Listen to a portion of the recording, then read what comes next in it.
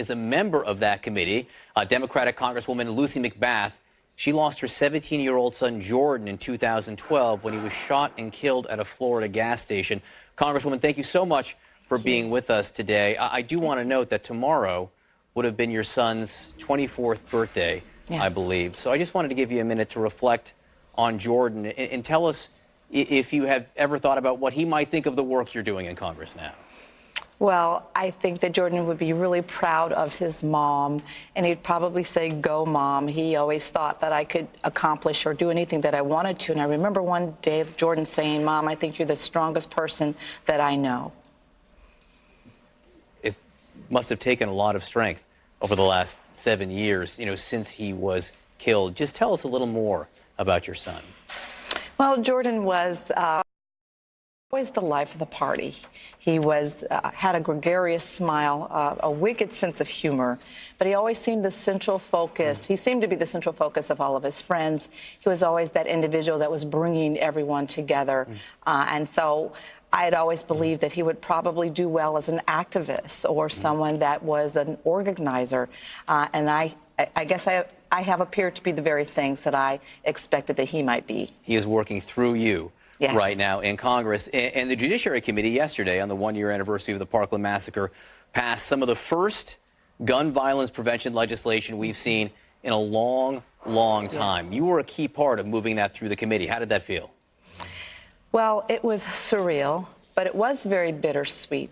I had been working on this legislation with other legislators and activists and survivors for the last 6 years, and I can recall all the times that I sat on the other side of that dais, being in the audience, watching, amendment after amendment be, shot down, so to speak. And so it was very surreal, but it was very bittersweet.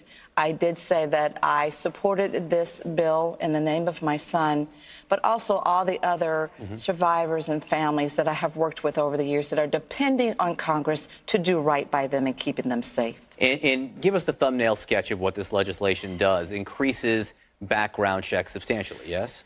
Yes, federal background checks for all gun sales.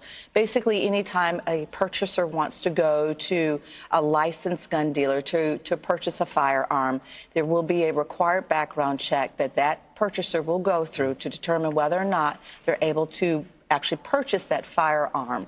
And it just acts as a deterrent to keep firearms out of the hands of people who shouldn't have them, such as domestic abusers or people that might be severely mentally ill, or also individuals that have very dangerous criminal histories. This is the part of the conversation where no doubt everyone always says to you, yeah, it got through your committee, it might get through the Democratic House, but this has no chance of getting through the Senate. What do you say to them? Well, I don't believe that. I believe that there are senators sitting on the Republican side that truly know that we're doing the right thing. And I think going forward, people are going to have to be very aware what their constituency is going to be expecting of them. When numbers of people all around the country understand that they could have a Parkland at any time in their communities, I think people are beginning to stand up and say, this just makes sense. It's common sense.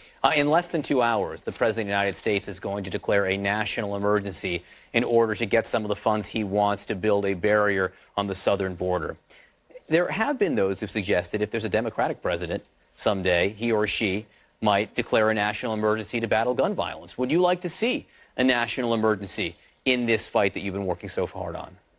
Well, in my mind, there really is a national emergency. People continue to die every single day. We know that we've got over 100 people in this country that die unnecessarily to gun violence every single day. That is a public health crisis. That is a national emergency, not a wall. So you would support if the president woke up tomorrow and said, I'm signing a declaration of a national emergency to battle gun violence, you would support that? Most definitely, I would want it to go through Congress. Let's make sure that all the checks and balances are put in place. Let's make sure that democracy works the way that it is supposed to. I still believe that that should go through, the congressional oversight.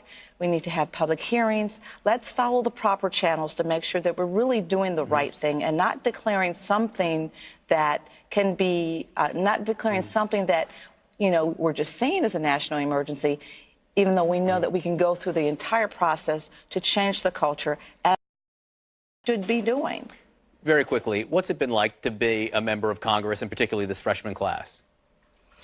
It's been amazing. I am so excited to be among some of the brightest and just intellectual minds, to be a part of this Congress, the most diverse Congress, the Congress that has the most number of women that have stepped up to take these seats has been phenomenal. I'm just very excited as a mom on a mission to be a part of them.